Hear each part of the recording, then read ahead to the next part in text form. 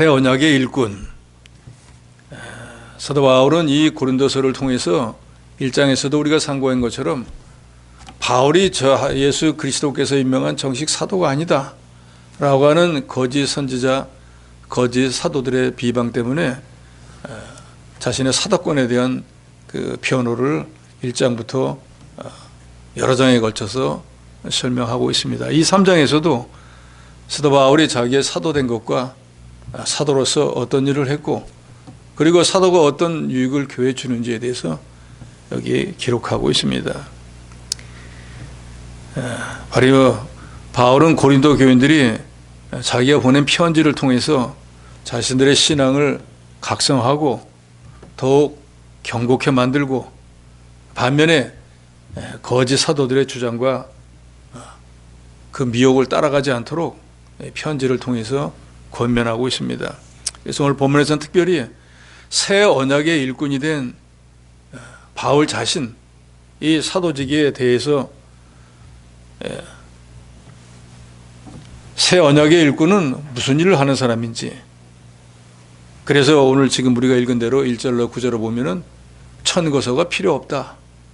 또 그 뒤에 보면은 이제는 영의 자유를 누리고 사는 사람이라야 참된 기독교인이다 라고 하는 것에 대해서 설명을 합니다. 1절에서 5절에 보면은 고린도 교인 자신들이 사도 바울에게 있어서는 편지와 같은 존재다라고 바울이 말합니다. 1절에 보면 우리가 다시 자천하기를 시작하겠느냐, 우리가 어찌 어떤 사람처럼 추천서를 너에게 붙이거나 혹은 너에게 받거나 할 필요가 있느냐 그랬습니다. 사도 바울은 고린도 교인들에게 말하기를 내가 너희들한테 내가 이런 사람이다, 이런 사람한테서 추천을 받았다 하고 추천서를 낼 필요도 없고 또 너희한테 받을 필요도 없다 그랬습니다. 그런데 이 천거서라고 하는 것은 일종의 추천서, 이 사람은 이런 사람이니까 이렇게 받으시오 하는 추천서인데, 예수님이 승천하시고 난 뒤에 이 1세기에 관행적으로 예루살렘 밖에서 전도하는 사람들은 예루살렘 교회에 천거서가 있어야지 그 직위를 인정받을 수가 있었다 그럽니다. 그러니까 무슨 말인가 하면 예루살렘 교회에서 이 사람은 보낸 사람이다. 그래서 이전에 예루살렘 교회가 있기 바로 직전에 예수님을 핍박할 때도 사도 바울도 다메섹에 핍박하러 갈 때가 대제사장한테 가서 공문을 받았잖아요. 그런 것들처럼 예루살렘 교회가 세워지고 난 뒤에 예루살렘에서 파송하는 사람은 예루살렘 교회에서 이 사람은 우리 교회에서 파송한 사람입니다 하는 그런 추천서가 있어야지 그걸 받은 사람들이 예루살렘 교회에서 보냈구나, 정식으로 복음을 전하는 자구나 하고 인정하는 그런 관례가 있었다는 거예요. 그런데 사도 바울이 고린도 교회에 와서 고린도 교회를 세울 때는 그런 추천서가 없었다는 거예요. 그러니까 거짓 선자들은 와가지고 봐라, 이 사람이 정식 사도라고 하면은 예루살렘 교회에서 추천서를 받아갖고 왔을 거 아니냐, 그런데 너희가 받지 못했잖아, 그러니까 이 사람은 정식 사도가 아니야 하고 비방을 하니까 거기 또 귀가 솔깃한 성도들은 그런가 하고 교회에 분란이 일어났기 때문에 사도 바울이 특별히 이 말을 하는 것입니다. 그런데 바울은 오늘 1절에 보면 나는 너희들에게 추천서가 필요 없다라고 말합니다.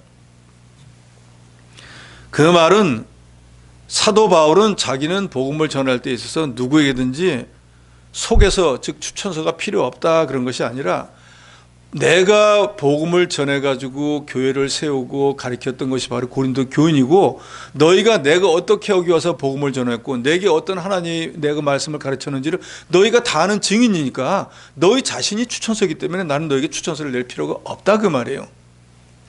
그래서 2절에 보면 너희는 우리의 편지라 그랬습니다. 고린도 교인, 너희는 나의 편지야.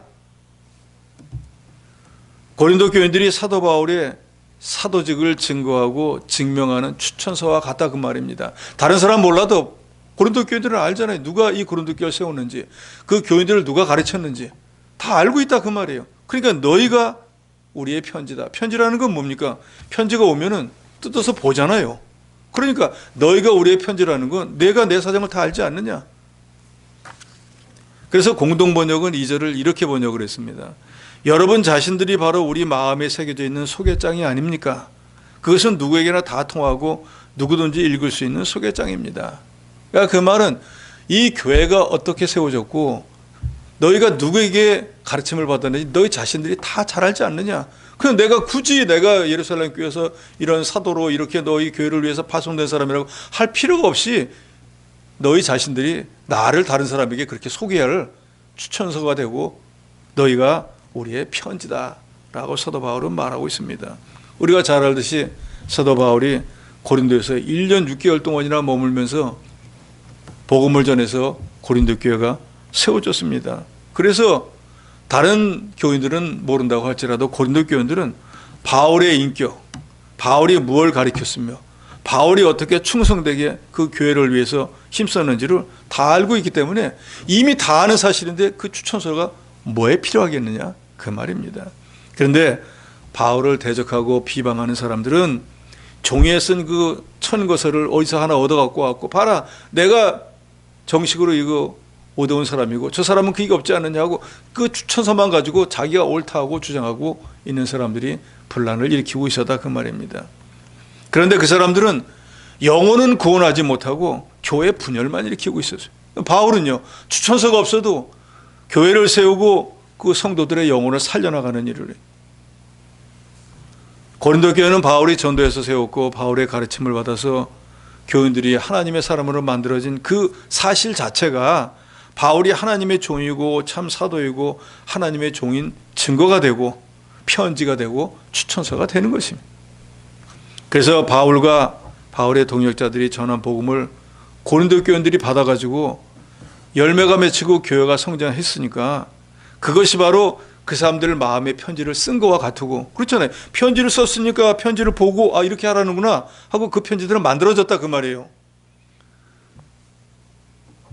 그래서 고린도 교인들이 하나님을 믿는 생활, 하나님을 섬기는 생활을 하고 바울이 가르친 복음대로 만들어졌으니까 바울이 참 사도이고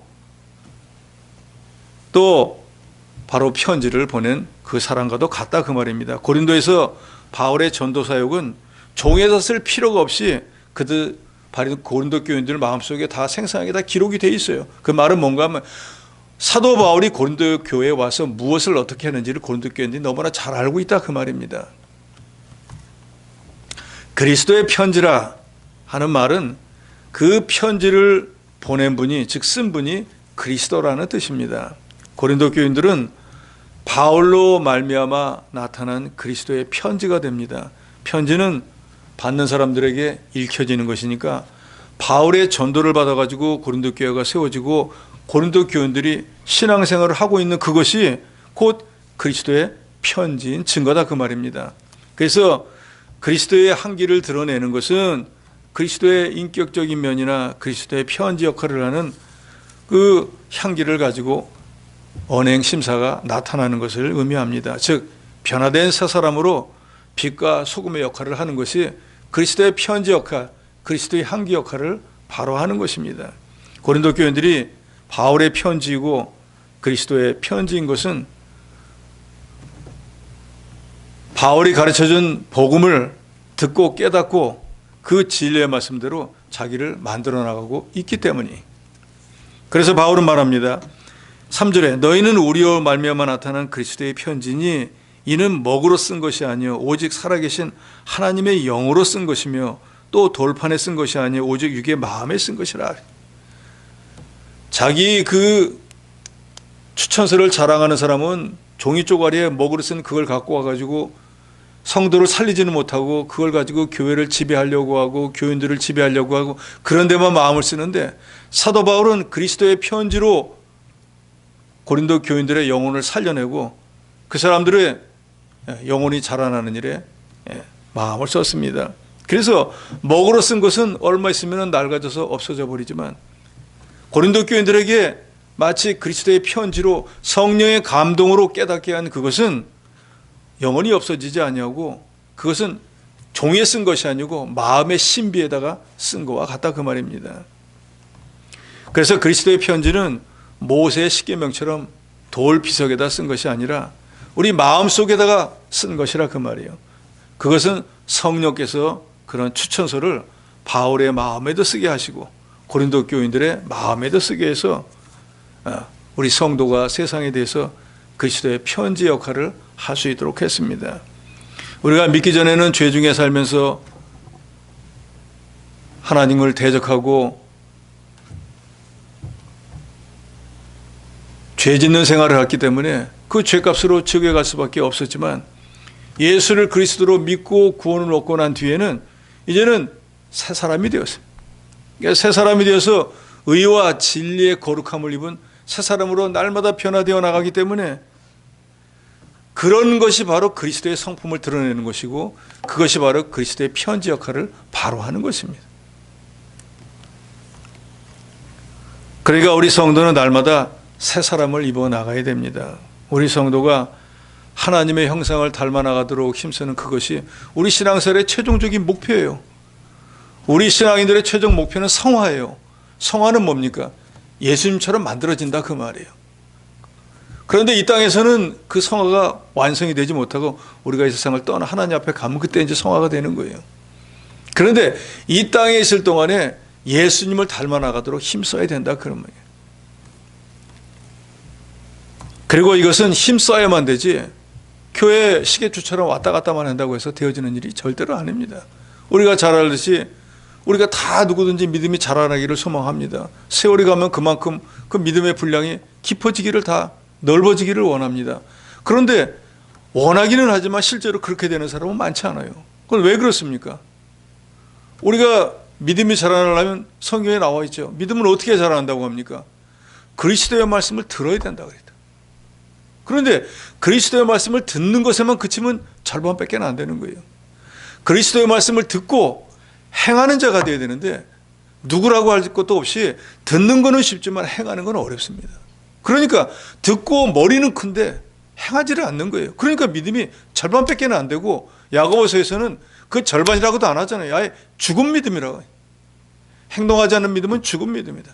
그러니까 수십 년을 신앙생활을 하고 수없이 설교 말씀을 들어서 지식적으로는 아는데 행하는 게 없으니까 믿음이, 하나님이 볼 때 믿음이 없는 거나 마찬가지인 거예요.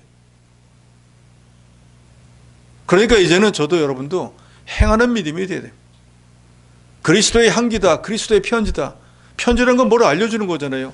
좋은 소식이 되었든 나쁜 소식이 되었든 향기는 뭔가 냄새가 나는 거잖아요. 우리가 그리스도의 편지, 그리스도의 향기 역할을 하려면은 듣기만 해서는 안 된다고요. 들은 걸 누군가에 전해야지 향기가 나든지 편지 역할을 하는 것이지, 듣고 좋다, 나만 구원받았으면 됐다라고 하면 그건 자기는 구원받을지 모르지만 믿음은 자라나지 않습니다.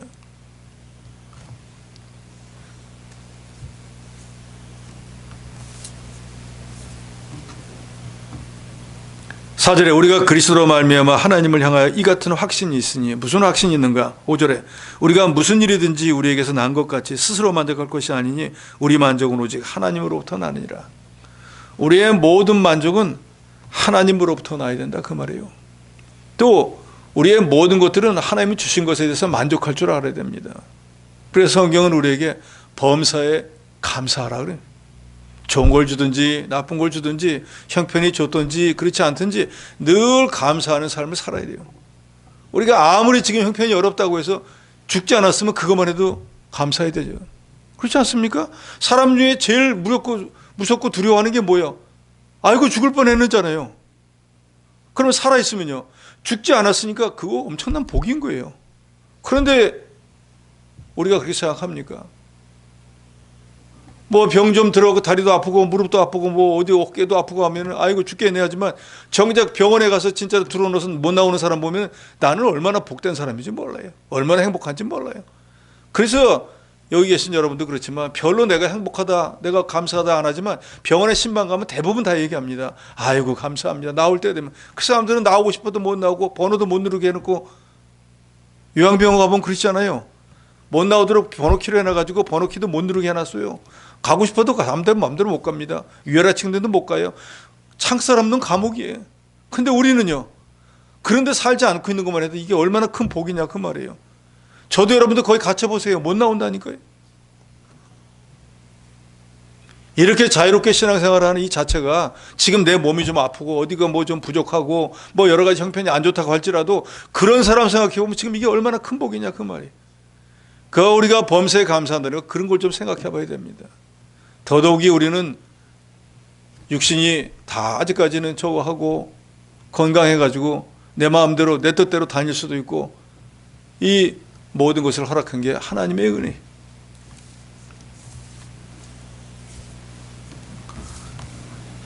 그러니까 우리는 이제 하나님을 향한 확신을 가져야 됩니다. 우리가 그리스도의 편지 역할을 잘 해야겠다. 이제는 지식적인 믿음만 갖지 말고 행동하는 믿음을 좀 가져서 정말로 주님이 우리에게 원하듯이 그리스도의 편지 역할도 하고 그리스도의 한기를 드러내는 그런 저 여러분이 되어야 될 것입니다. 6절에서 마지막 18절까지는 바울이 자기의 사도직에 대해서 변명도 하고 또 이 사도직이 얼마나 존귀한 것인가에 대해서도 설명을 하는데, 우리가 바로 성도로서 이 부름받고 신앙생활 하는 것도 사도직과 별반 다르지가 않습니다. 6절에 보면 그가 또한 우리를 새 언약의 일꾼 되기에 만족하셨으니 그랬습니다. 사도 바울도 새 언약의 일꾼이고 구원받은 저 여러분도 새 언약의 일꾼입니다. 그러니까 일꾼이 된 것은 똑같아요. 다만 바울은 복음을 전하고 가르치는 사도의 직분을 가졌을 뿐이고 저 여러분은 또 그와 다른 여러 직분을 갖고 있어서 새 언약의 일꾼이 된 것은 똑같다 그 말이에요. 그 새 언약은 하나님께서 구약시대 예레미야 선지자에게 미리 말씀하신 바가 있습니다. 예레미야서 31장 31절에 보면 보라 날이 이르리니 내가 이스라엘 집과 유다 집에 새 언약을 맺으리라 이런 말씀을 합니다. 이것은 무슨 말인가 하면은 이제 메시아께서 오셔서 할 일에 대해서 예언하신 거예요. 그래서 예수님께서 마지막 6월절 식사 자리에서 제자들에게 포도주를 나눠주시면서 이 잔은 내 피로 세우는 새 언약이다 이렇게 말씀합니다. 새 언약은 옛 언약과는 다릅니다. 옛 언약은 하나님께서 시내산에서 모세를 통해서 이스라엘 자손과 맺으신 언약이 옛 언약이에요. 그래서 우리는 그걸 구약이라고 부르잖아요. 새 언약은 하나님께서 예수 그리스도를 통하여서 믿는 자들과 맺으신 언약입니다.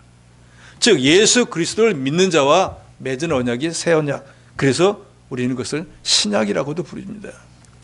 옛 언약은 십계명과 같은 율법의 형식으로 이스라엘 백성들에게 주어졌고, 새 언약은 즉 신약은 복음의 형식으로 우리에게 주어졌습니다. 구약은 행하라 그리하면 살리라, 말씀을 행하라 그러면 살리라. 신약은 믿으라 그러면 살리라. 구약과 신약은 조금 달라요. 근본 원리는 같지만 조금씩은 다릅니다. 그래서 오늘 본문에 뭐라고 하는가? 율법의 조문은 죽이는 것이요 영은 살리는 것이라 그랬어요. 율법의 조문 행하라 그렇지 않으면 죽는 거예요. 그런데 복음은 믿으라 그러면 죽어가는 자가 살게 되는 거예요. 그것이 바로 6절 하반절에 율법 조문으로 하지 않고 오직 영으로 하보니 율법 조문은 죽이는 것이요 영은 살리는 것이라 하는 것이 바로 그 말씀입니다. 구약의 모든 성도들은 율법을 지켜야 구원받는 줄 알고 율법을 지키려고 무진 애를 썼잖아요. 그러나 율법을 지키지 못하고 그 율법에 다 죽어버리고 말았습니다.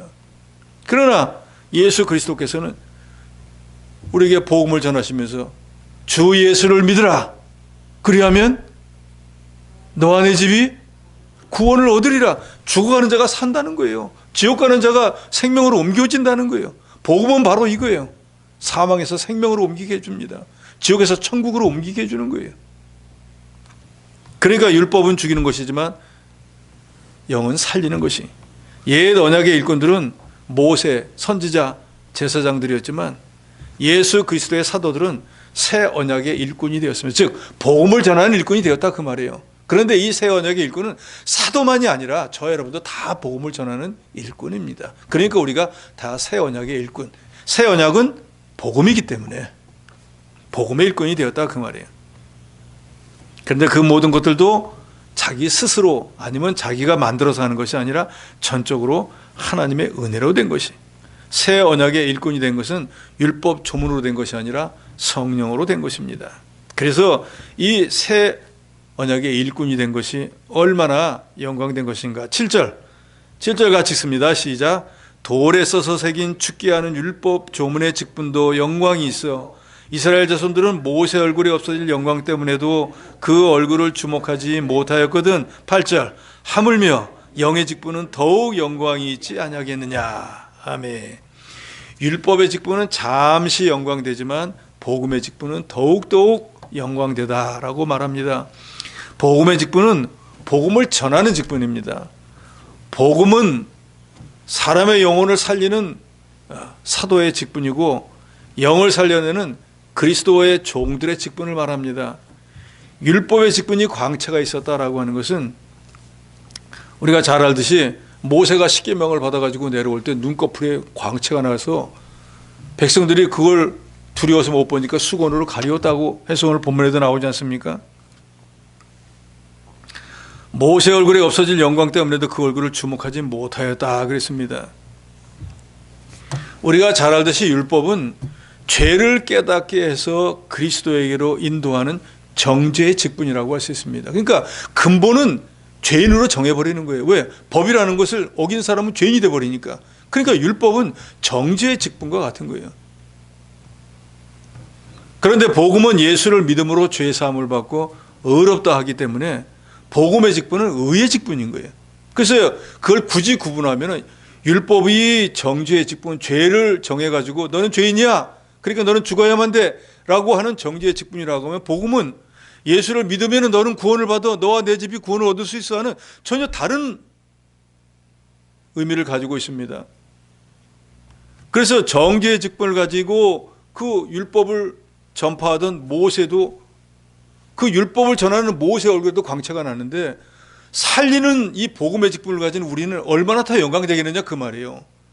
죽이는 정죄하는 직분을 가지는 모세도 하나님이 영광스럽게 해주었는데, 우리가 살리는 이 복음의 직분을 가지고 이걸 전하면은 우리는 모세보다 더 뛰어나고 더 훌륭한 사람이 되지 않겠느냐 이 말이에요. 믿습니까?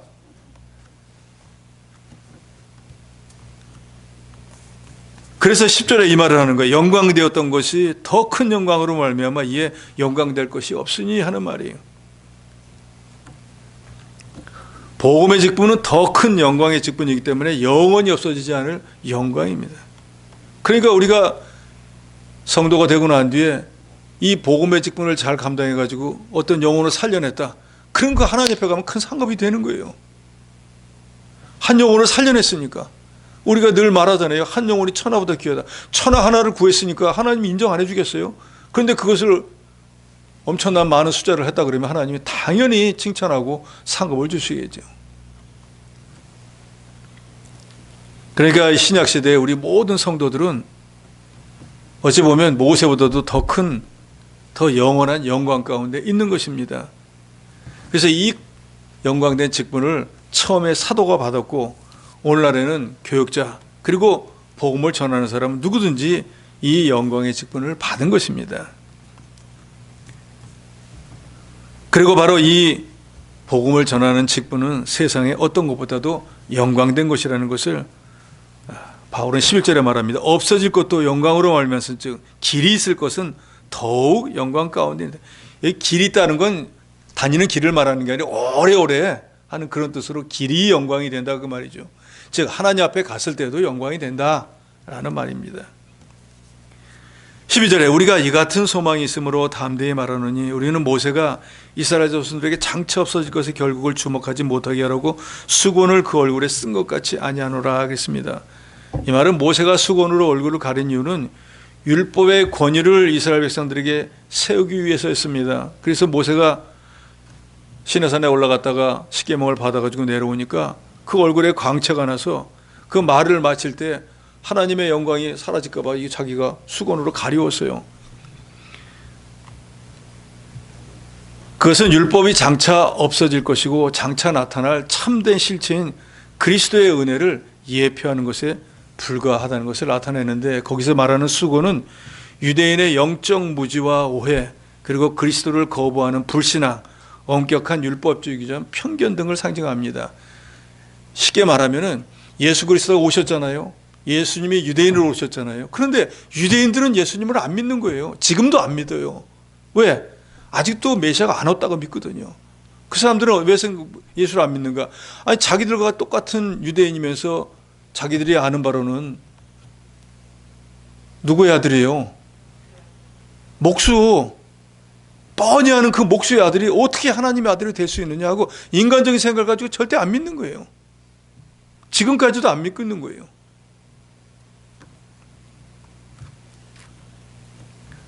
그것이 바로 지금까지도 그 사람들이 예수를 영접지 못하게 하는 수건과도 같다 그 말입니다. 율법은 그리스도가 오면 없어집니다. 율법의 제일 중요한 기능은 첫째가 죄를 깨닫게 하는 거고 두 번째는 죄를 깨닫는 사람이 그리스도에게 가서 구원받게 하는 역할을 하는 거예요. 그러니까 율법은 그리스도가 오실 때까지만 있는 거예요. 그래서 예수님이 오시고 나니까 이제 우리가 구약의 율법을 안 지켜도 구원받는 거예요. 우리가 해야 되는 건 뭐예요? 예수를 그리스도로 믿기만 하면 되는 거예요. 왜요? 예수님이 그 율법을 다 이루었기 때문에, 내가 다 이루었다 한 율법을 이루었기 때문에 율법을 지킬 필요가 없이 예수가 내 죄 때문에 십자가에 피 흘려 죽어주시고 믿기만 하면 되는 거예요. 오늘 저와 여러분 이렇게 구원받은 거예요. 그 사실은 구약의 성도들보다 훨씬 감사해야 돼요. 구약의 성도들은 구원받기 위해 가지고 오실 예수 그리스도를 믿고 구원받았지만 그 반면에 주님이 말씀하신 모든 계명도 다 지켜야 됐다고요. 근데 지금 우리는요, 예수 그리스도만 믿으면 됐지 우리는 계명 안 지켜도 구원받아요. 그러니까 구약의 성도들보다 훨씬 편하게 믿고 있는 거예요. 그렇지 않습니까? 그것만 해도 우리가 같이 예수 믿으면서도 하나님 앞에 무지하게 감사해야 돼요. 지금이 만약 구약시대 같아봐요. 예배 이렇게 쉽게 드릴 수 있습니까? 졸면 가는 거예요.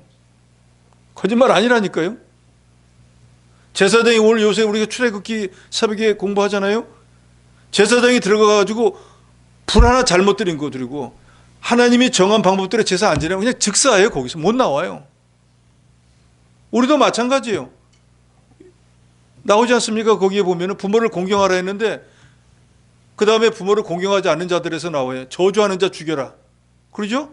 부모 뒤에서 뭐 안 해준 사람 뭐 죽여라. 다 죽이는 거예요. 그럼 여기 남아있을 사람 몇 명이나 있겠어요? 이 시대는 그런 거 안 지켜도 그저 예수를 구주로만 믿어도 구원받으니까 우리는 구약시대 백성에 비하면 너무너무 행복한 거예요.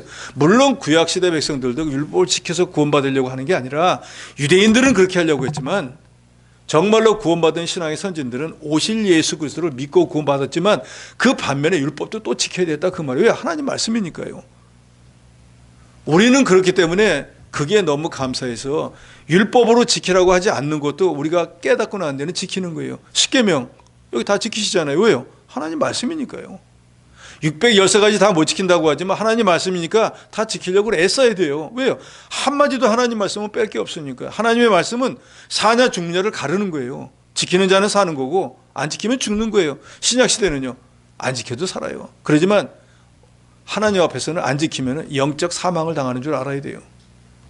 하나님이 직접 내 육신을 죽이지는 않지만 영적으로는 사망 선고를 하는 거예요. 그러니까 우리가 조금씩이라도 깨달으면 하나님 말씀을 지키려고 애써야 됩니다. 구약시대에 수건이 필요했던 것은 구약의 의식적인 율법의 내용은 그 내면에 감추어진 메시아의 사역을 상징했기 때문입니다. 즉 예수가 오실 것을 상징했기 때문이에요. 그렇지만 지금은 그 수건이 벗어져야 될 때예요. 복음 사역은 수건을 쓰지 않는 사역, 즉 가려진 것이 없는 사역입니다. 복음 진리는 은밀하지도 않고 다 밝히 드러나 있습니다. 그럼에도 불구하고 유대인들은 구약 성경을 읽을 때 아직도 수건을 쓰고 읽는 거예요. 그러니까 지금도 예수 그리스도가 오지 않고 메시아가 온다고 지금도 기다리고 있는 거예요.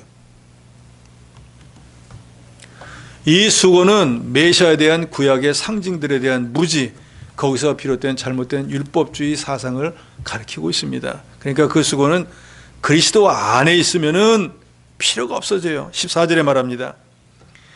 그러나 그들의 마음이 완고하여 오늘까지도 구약을 읽을 때 그 수건이 벗겨지지 않냐고. 이 말은 구약 성경을 읽을 때 이미 오신 예수 그리스도를 믿지 않고 읽으니까 아직도 오지 않았어, 올 거야 라고 하니까 수건이 벗어지지 않은 거예요. 그러니까 그 수건은 그리스도 안에서 없어지는 건데 그리스도를 믿지 않으니까 여전히 유대인들에게는 수건이 쓰여져 있어서 예수가 아직 오지 않았다고 믿고 있는 거예요. 15절에 오늘까지 모세를 읽을 때 수건이 그 마음을 덮었도다. 그러나 언제든지 주께로 돌아가면 그 수건이 벗겨진지라. 율법은 오실 예수 그리스도 예표한 거라 그랬잖아요. 예수에게는 인도하는 모항성 생각 같잖아요.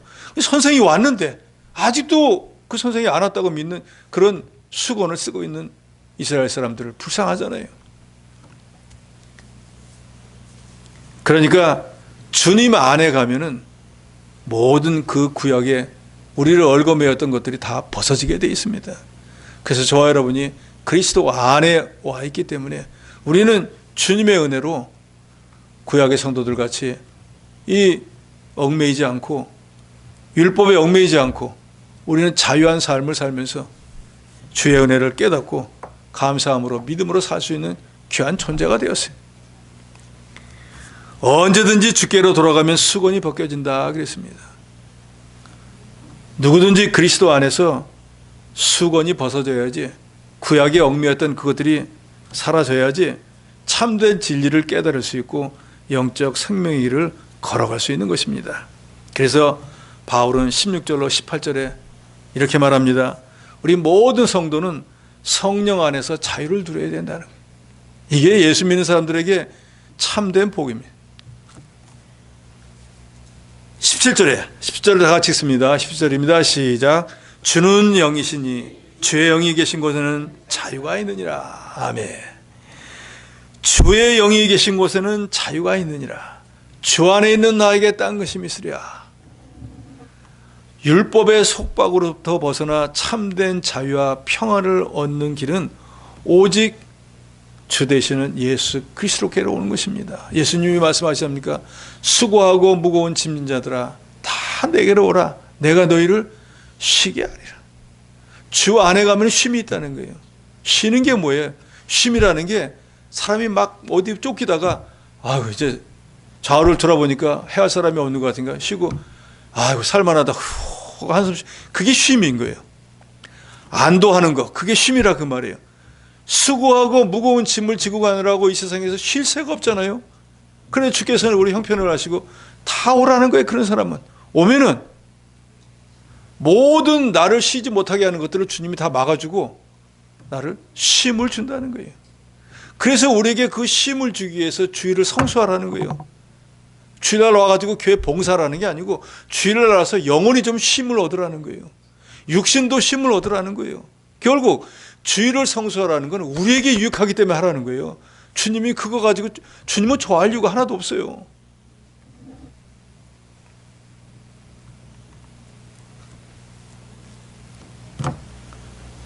주님께 돌아오면 마음의 수건이 벗어져서 영적 무지와 오해, 불신에서 벗어나게 되고 새로운 언약, 즉 예수 그리스도로 말미암아 복음이 그 사람을 지배하게 됩니다. 복음은 로마서에서 분명히 말씀하잖아요. 예수 그리스도가 복음입니다. 그러니까 복음을 받은 우리가 복음으로 살아야 되는 거예요. 즉 예수 그리스도로 인해 살아야 된다 그 말이에요. 그러니까 우리가 막 구호같지만 살아도 주를 위해서 죽어도 주를 위해서 외치기만 할 게 아니라 정말로 그리스도 안의 삶을 살아야 된다 그 말입니다.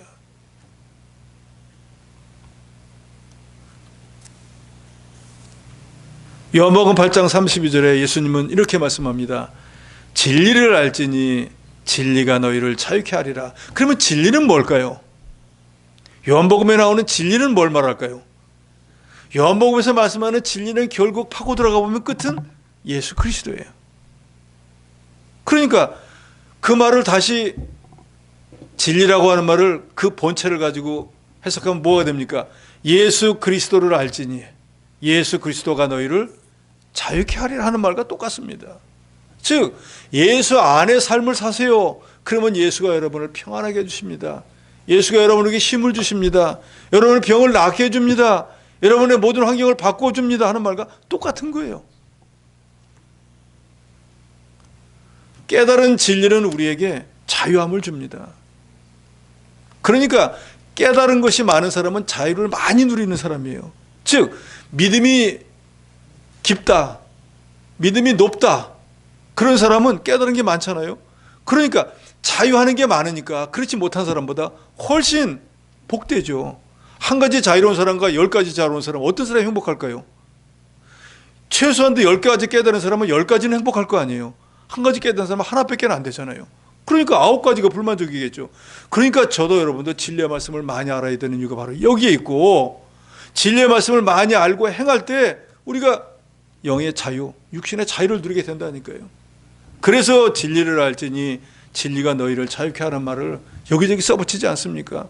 그러나 정말로 진리의 자유를 누리고 사는 사람은 몇 명이나 됩니까? 오히려 신앙생활을 괴롭게 생각하는 사람이 엄청나게 많잖아요. 구약시대 성도들도 그랬잖아요. 하나님 앞에 예물 드리는 걸 범패스럽다 그랬어요. 범패. 귀찮아 죽겠다 그 말이에요. 뭐 그냥 예배당 오는데 꼭 재물을 갖고 와야 돼. 자기가 죄를 지어서 죽을 자인데 그게 살으려면은 재물을 하나님 앞에 드리는, 그거를 자기 생명과 재물을 바꾸는 건데, 자기 생명은 그렇게 끔찍이 아끼면서 죄로 인해서 자기가 죽을 자인 거는 깨닫지를 못하는 거예요. 그래서 하나님 앞에 그 재물이 있기 때문에 자기가 생명을 유지하는 줄 모르고, 하나님 맨날 재물을 갖고 오라, 귀찮아 죽겠네, 범패스럽다 그랬어요. 그러니까 하나님은 너무너무 안타까운 거예요. 네 생명을 원래 내가 취해야 되는데 내가 갖고 온 재물을 보고 너를 생명을 살려주니까 그걸 깨닫지 못하고 나는 그냥 죽는 게 나은데 왜 이걸 자꾸 갖고 오라고 그래, 그렇게 말하고 있으니까 그 사람을 볼 때 하나님은 얼마나 답답하겠냐 그 말이에요. 오늘 이 시대도 마찬가지입니다. 올 한 해 동안에 하나님께서 여러분에게 저에게 얼마나 많은 은혜를 베풀어 주셨습니까? 그래서 우리가 추수감사절이라고 하는 게 1년 동안에 총 감사하는 겁니다 해도 총 감사의 의미가 뭔지를 몰라서 이때나 저때나 똑같은 사람도 있어요. 추수감사라고 뭐 대단히 감사할 게 뭐가 있어? 뭐 그렇죠. 1년 전체를 따져볼 때 정말로 이만큼 하나님이 나한테 은혜를 베풀어 주신, 나는 하나님 앞에 한 게 없는데 어떻게 이렇게 많은 은혜가 벌어질까? 정말로 생각이 난다고 하면 그게 합당한 예물을 드리는 게 합당하지 않겠어요? 그런데 그렇지 못한 분들이 아직도 너무나 많더라고요. 그래도 다른 교회보다는 나은 것 같아요. 다른 교회는 어느 장로님도 그런다는 거예요. 절기 때 되면 무조건 5만 원 이상은 안 한다는 거예요. 그래서 그 교회 담임하던 목사님이 이번에는 좀 그래도 좀 깨달으라고 석 달 전부터 설교를 했다는 거예요. 추수감사는 1년에 한 번 하나님의 총 은혜에 감사하는 겁니다. 역시 5만 원 하더라는. 뭘 말하겠어요? 더 이상 말할 게 없는 거죠. 그분은 진리를 깨닫지 못한 거예요. 참된 진리, 예수 그리스도가 뭔지를 모르는 거예요. 왜 내 죄 때문에 죽은지를 모르는 거예요. 그 주님이 죽음으로 인해서 내가 얻은 혜택이 뭔지를 모르는 거예요. 난 내가 다 알아서 하는 거지 주님이 날 위해서 하신 게 뭐가 있어. 그러니까 주님의 은혜에 감사할 이유가 없는 겁니다. 진리를 알아야 됩니다. 하나님을 알 때 힘써 알아야 된다 그랬어요. 예수 그리스도를 알 때 정말로 힘써 알아야 됩니다. 왜요? 깨달은 진리가 우리에게 자유를 주기 때문이에요. 세상의 역사를 보면은 자유 때문에 자유를 얻기 위해서 죽은 사람들이 얼마나 많습니까? 그러잖아요. 우리도 이 자유가 없어서 죄에 매여가지고 죽을 사람들이었는데 예수님의 은혜로 자유를 누리고 살게 된 거예요. 그리고 그 주님의 말씀을 깨달을 때마다 그보다 더 많은 자유를 또 누리는 거예요. 그러니까 이게 얼마나 감사한 일이냐고요.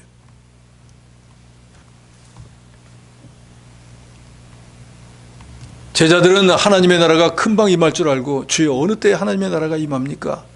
라고 예수님에게 물으니까 예수님이 뭐라고 대답하시죠? 하나님의 나라는 여기 있다 저기 있다 하지 못하리니 하나님의 나라는 너희 안에 있느니라. 내가 정말로 예수 그리스도를 믿고 그분이 내 생명을 주장하시고 그분으로 인해서 내가 모든 쉼을 얻는 그 존재라는 걸 깨달으면 내 마음에 천국이 이루어지는 거예요. 그 주님을 모시기 위해서 이제 우리 영혼의 천국을 갈 건데 이미 내 안에 모신 주님이 그런 분인 걸 깨달으면 천국이 내 안에 이미 임한 거라 그 말이에요. 우리가 그렇게 살아야 됩니다. 죽어서 천국 가는 거는 저나 여러분 다 가요. 문제는 이 수고와 슬픔이 많은 세상에서 주님으로 인해서 기쁨과 즐거움을 누리고 사는 그런 저 여러분이 돼야 됩니다. 그래서 세상이 어렵고 힘들지만 난 주님 때문에 살아. 주님의 은혜로 살아. 하고 위로받고 그게 있으니까 소망이 있고 그렇게 살아야 됩니다. 예수 믿는 그게 즐거움이 그렇게 돼야지 그게 없다고 하면 예수 믿는 건 너무너무 괴로운 일이에요. 그렇잖아요. 힘든 일이잖아요. 영의 세계에 사는 사람은 언제나 자유와 생명이 있습니다. 그래서 시편 기자는 시편 84편 10절에 보면 우리가 잘 아는 이런 말을 하잖아요. 주의 궁정에서 한 날이 다른 곳에서 첫날보다 나은즉 악인의 장막에 사는 것보다 내 하나님의 성전 문지기로 있는 게 좋다. 왜 성전 문지기로 있는 게 좋을까요? 거기는 죄 짓지 않는 자리잖아요. 거긴 거룩한 곳이잖아요. 거기는 하나님을 찬양하는 자리잖아요. 거기 있으면 신간이 편하잖아요. 그러니까 악인의 장막에 가서 호의호식하면서 첫날을 누리고 사는 것보다 이 하나님의 성전에 나와서 하루라도 한 시간이라도 사는 게 그게 참 감사한 일이에요. 죄 주는 영이시니 죄의 영이 계신 곳에는 자유가 있느니라. 죄의 영이 있는 곳에 자유가 있습니다. 저도 여러분도 늘 주 안에서 영의 자유를 누리고 사는 그런 새로운 복음의 직분을 가진 일꾼이 되어야 됩니다. 그러니까 주의를 하면은 힘든 일이 또 많아요. 어려운 일도 많습니다. 그럴 때마다 아이 그만하겠다, 아이 힘들어 안 되겠다 한다고 하면 누가 일하겠어요? 그럴 때 주의 은혜를 받으세요. 주의 위로를 받으세요. 세상 위로는 잠시 잠깐이지만 주님의 위로는 영원합니다. 그리고 여러분에게도 누누이 말씀드리지만 하나님의 일을 할 때 사람 보고 일하지 마세요. 사람에게 칭찬, 사람에게 인정받으려고 하면은 인정 못 받고 사람에게 칭찬 못 받으면 일할 재미가 없습니다. 그렇지만 저 여러분의 모든 인정은 옳다 인정하실 일은 목사도 아니고 장로님도 아니고 권사나 성도가 아니에요. 누가 인정해야 됩니까? 우리를 구원하신 우리 주 예수 그리스도가 잘했다 하면 잘한 거예요. 그러니까 그 주님만 보고 일하시기 바랍니다. 우리는 복음의 일꾼이잖아요. 복음은 예수 그리스도잖아요. 예수 그리스도를 위한 일꾼, 예수를 전하는 일꾼이라 그 말이에요. 그러니까 그 사람들은 죽는, 정죄시키는 율법의 직분을 가졌던 모세도 광채가 나고 영광이었는데 우리는 살리는 직분인 이 복음의 직분을 가졌으니까 우리는 모세보다 더 영광된 자리에 들어갈 수 있는 그런 복된 사람이니까 주님이 우리에게 특별히 주의 말씀을 깨닫고 예수 안에 삶을 살면은 심령의 평안을 주시는 영의 자유를 누리는 이런 복도 또한 주셨으니까 우리가 이 복을 잘 누리면서 우리가 복음의 일꾼으로서 새 언약의 일꾼으로서의 우리의 사명을 잘 감당해 나가는 그런 저 여러분이 되어야 되겠습니다.